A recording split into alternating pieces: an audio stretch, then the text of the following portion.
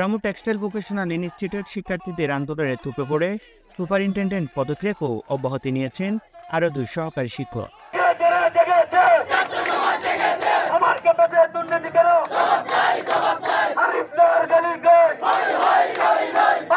পদত্যাগ করছে সুপারিনটেন্ডেন্ট বিশ্বজিৎ দাস। অব্যাহতি নিয়েছেন academic in charge Abu Yusuf Mohammad Hanif, accountant in charge Mohammad Mustafa Sarwar.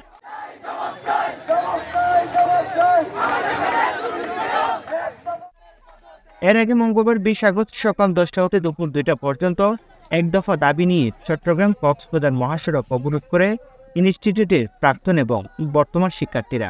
এর ফলে চট্টগ্রাম কক্সবাজার মহাসড়ক পুরোপুরি বন্ধ হয়ে যায়।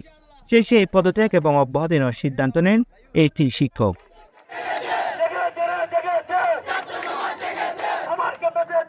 নিউজ ডেস্ক, রামু খবর 24।